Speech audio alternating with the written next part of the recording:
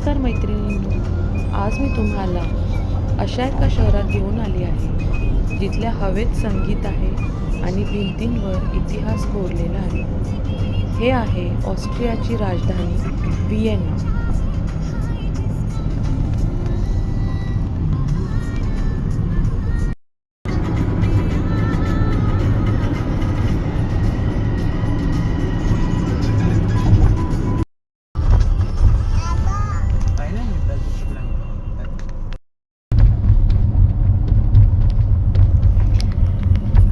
Vienna शहराला city of music आणि city of dreams का म्हणतात हे आज आपण जवळून अनुभवणार आहोत.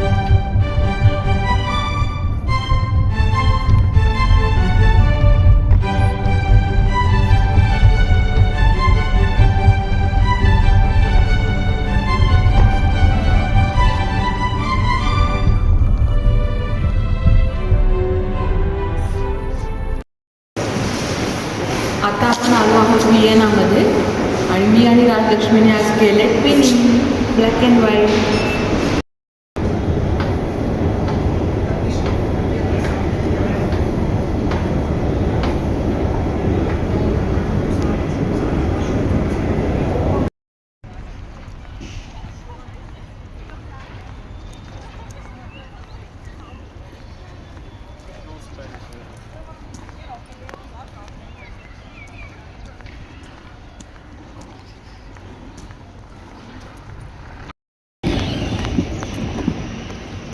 आता आपण निघालो आहोत व्हिएनाच्या सिटी सेंटरमध्ये असलेले हॉफबर्ग पॅलेस बघायला.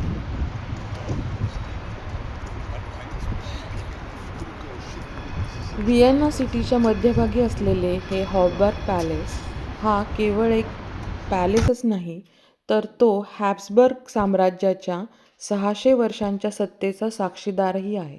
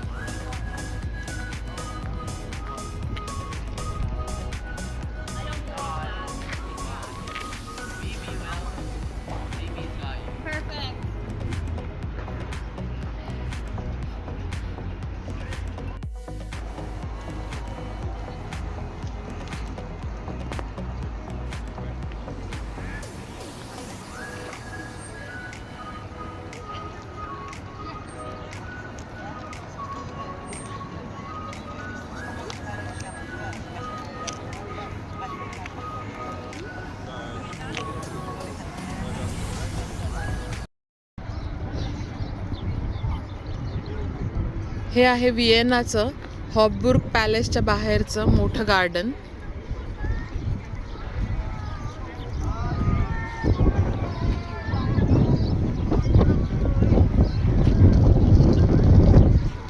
हे समोर जे दिसतंय हे पॅलेस आहे आणि त्याच्या शेजारीच आपल्याला म्युझियमची बिल्डिंग दिसते.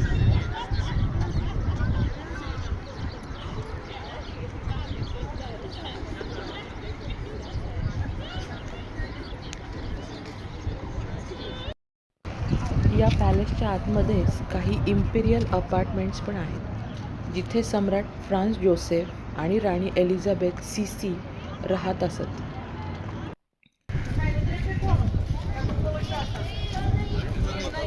हॉफबर्गच्या या भव्य दरवाजातून आत शिरतानाच जाणवतं ते त्या काळचं ऐश्वर्य. त्याच्या प्रत्येक खांबावर आणि छतावर केलेलं नक्षीकाम म्हणजे ऑस्ट्रियाच्या राजेशाही वैभवाचा कळसच आहे.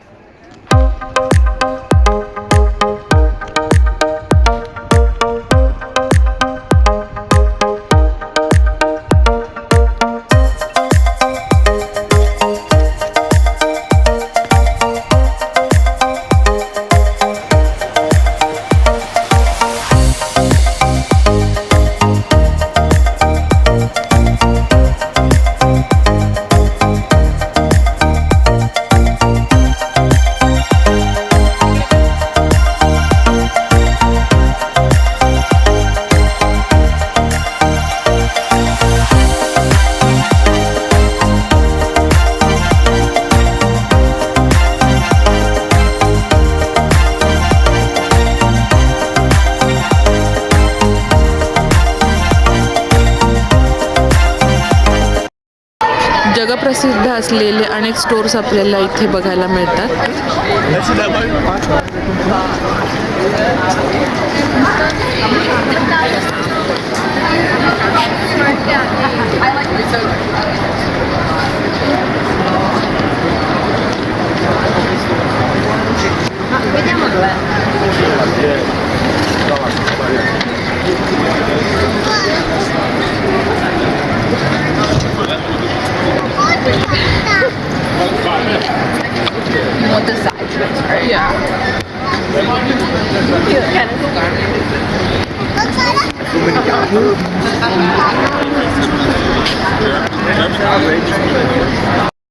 मध्ये हॉबर्ग पॅलेसच्या जवळच अनेक ब्रँडेड शॉप्स आपल्याला इथे बघायला मिळतात.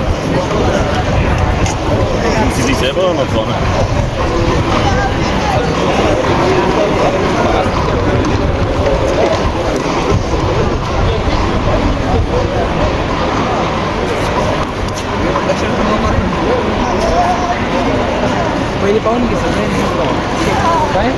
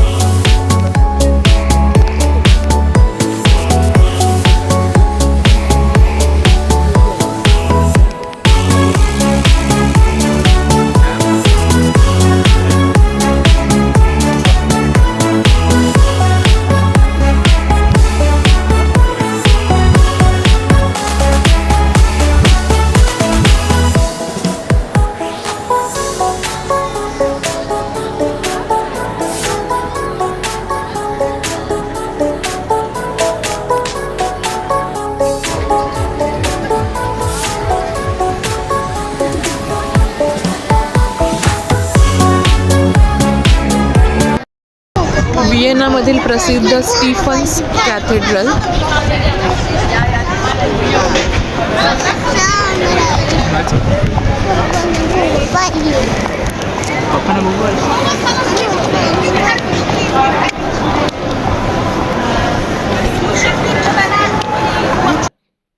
याच्या छतावर 2,30,000 रंगीत टाईल्स बसवलेले आहेत, ज्यातून हॅब्सबर्ग साम्राज्याचा डबल हेडेड ईगल म्हणजेच त्यांची राजमुद्रा दिसते. या कॅथेड्रलच्या गॉथिक शिखरांकडे पाहिलं की मान अभिमानाने उंच होते. 12व्या शतकापासून उभ्या असलेल्या या वास्तूने अनेक युद्ध आणि बदल पण पाहिले आहेत, तरीही याचं पावित्र्य आणि सौंदर्य आजही अबाधित आहे. व्हिएना हे शहर डोळ्यांना तर सुखावतंच, पण मनालाही समृद्ध करतं. तुम्हाला आजचा हा प्रवास कसा वाटला आम्हाला कमेंट्समध्ये नक्की सांगा आणि अशाच नवनवीन सफारींसाठी चॅनलला सबस्क्राईब करायला विसरू नका. व्हिएनाला भेट देण्याचा सर्वोत्तम काळ म्हणजे मे ते जून किंवा सप्टेंबर ते ऑक्टोबर, जेव्हा इथे हवामान अत्यंत प्लीझंट असते.